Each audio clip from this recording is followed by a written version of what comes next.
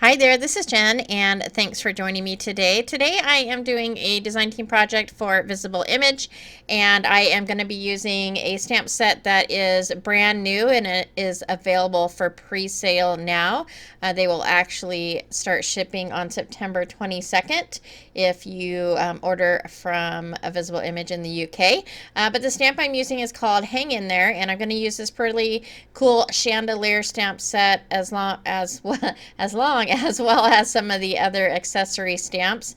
But I'm going to start out with a piece of white cardstock, and I am going to ink this up in some Versafine Black, and then I'm going to cover that with some clear embossing powder and use my heat tool to heat that up. And this image has a bunch of little curves on it, and I did not want to fussy cut it, so I did go ahead and put this through my scan and cut machine and had the machine cut it out.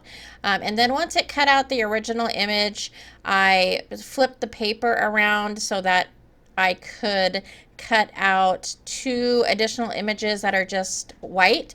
So on your scan and cut, if you already have the image in the memory from scanning it once, you can actually cut it out multiple times and not have the image be there. Hopefully that makes sense. And so I wanted a little bit of extra bulk underneath that original image, and so that's why I cut it out two additional times. And now I'm just gluing all of those pieces together and stacking those on top of each other.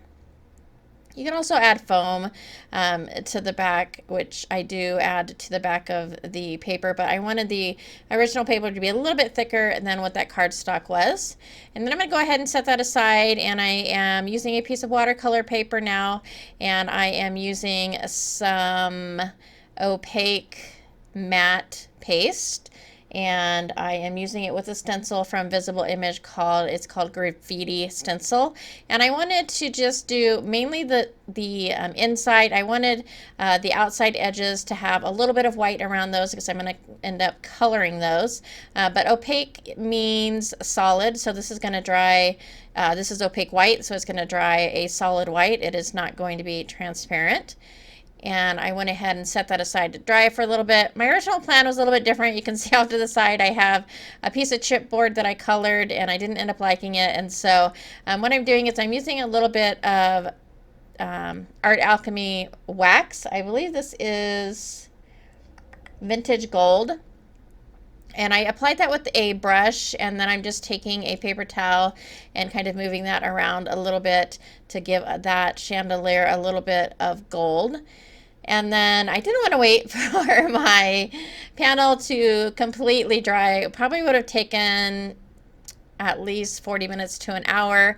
And so I helped it along a little bit by using my heat tool. However, when you do that, it does bubble up. The paste gets hot and it will bubble up, which just adds some more beautiful texture.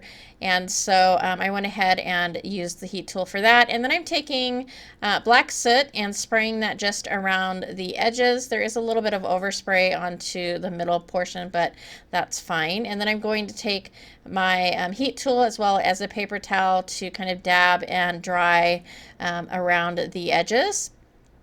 And then I am using some of the salvaged patina spray, the distress spray. It's not the oxide, it's just the stain. And I put a little bit on my craft mat, and I'm going to take a brush and add that to some of the areas around the border of that card. I really love the way that black and kind of a teal color, blue color look. It almost makes it look a little bit aged. And so I'm going to go ahead and take that paintbrush and go around the edges. And then I'm also going to take my water bottle again, and I will go ahead and spray to get that color to move a little bit. And then I'll take my heat tool again and dry that up. And then I'm going to add some foam to the back of that chandelier piece. And I'm going to peel the backing off of that foam and place that pretty much center on the card.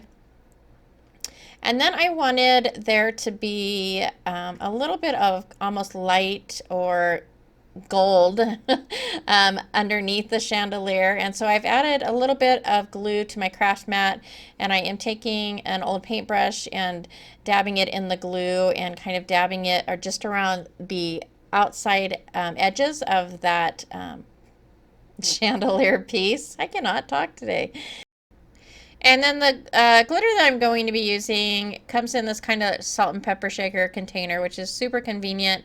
And it is a Creative Expressions glitter, but I cannot recall the name. I will see if I can find it. I don't know if they make these anymore, but any glitter that you choose will do.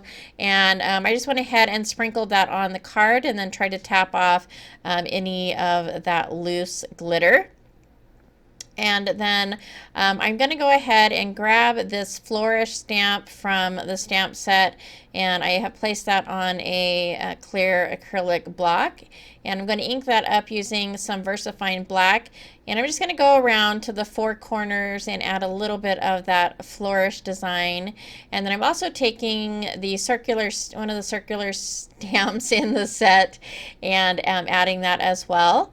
And then the sentiment that I used for this, it says, "You light up my world." It is actually a single stamp.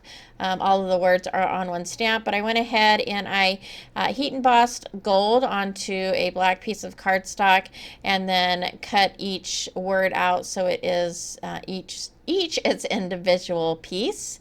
And that's pretty much going to finish off this card. This was one where I was like, I think maybe you went too far, Jen, with the glitter. I really liked the way it looked with just the white in the background, but I'm still pretty happy with how it turned out, and I hope you are as well. If you did like this video or find it informative, please go ahead and give a thumbs up. I would absolutely love that. As always, I thank you for spending some time with me today, and I hope to see you next time.